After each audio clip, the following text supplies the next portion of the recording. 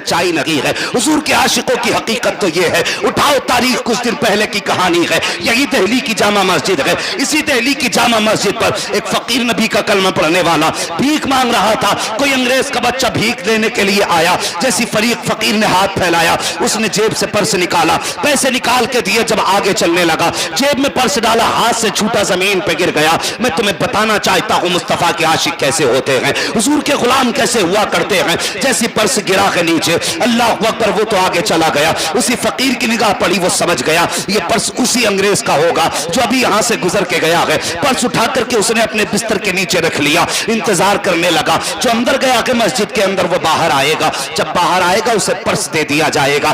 انتظار کرتا رہا، ایک دن گزرا، 2 دن گزرا، 3 دن گزرے، یہ تو انگریز کا بچہ یہاں سے جب گھر واپس گیا، بیوی نے کہا میرے سرتاج بتاؤ تو صحیح، مسلمانوں کی مسجد دیکھ کے آئے ہو، بتاؤ دہلی کی جامع مسجد کیسی ہے؟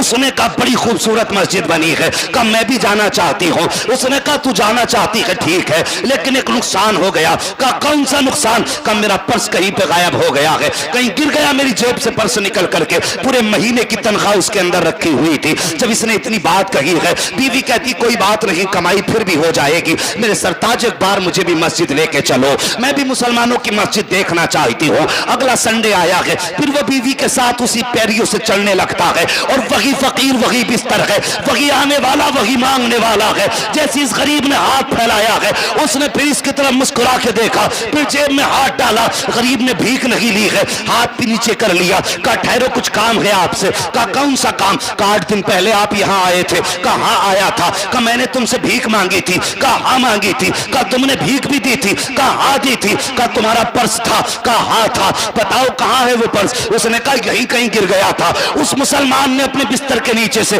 وہ پرس نکالا، نکالنے کے بعد انگریز کے بچے کو دکھایا اور دکھا کے کہا تھا بتاؤ تو شاہد کہیں یہ پرس تمہارا تو نہیں ہے؟ اس نے دیکھ کے کہا تھا ہاں یہ پرس میرا ہے۔ اس نے فوراً پرس کو لیا، لے کر کے کھولا، پورے مہینے کی تنخواہ اس کے اندر موجود تھی۔ دیکھ کر کے حیرت میں تھا۔ اس نے کہا نادان تجھے پتہ نہیں ہے میرے پرس کے اندر کتنے پاؤنڈز موجود ہیں، اگر تو چاہتا اس پیسے کو لے کر کے چلا جاتا، اس پیسے سے اپنی عمارت بنا لیتا، اس میں اتنا پیسہ تھا کہ تجھے بھیک مانگنے کی ضرورت نہ پڑتی۔ آخر تو بتا تو صحیح تو نے میرے پرس میں پیسہ کیوں نہیں دیکھا؟ اس نے کہا دیکھا میں نے تیرے پرس کو، اس میں پیسہ بھی دیکھا۔ کہا پھر چرایا کیوں نہیں؟ اس نے کہا چرانا تو چاہتا تھا لیکن ایک خیال نے چوری نہیں کرنے دی۔ کہا کون سا خیال؟ کہا تو حضرت عیسیٰ کا ماننے والا ہے، میں محمد رسول اللہ کا ماننے والا ہوں، اگر میں اس پرس سے پیسے چرا لیتا یہ بھی ہو سکتا تھا کہ قیامت کے دن اگر تیرا نبی میرے نبی کے خلاف رب کی بارگاہ میں مقدمہ ڈال دیتا کہ اے خدا اس پیغمبر کے امتی نے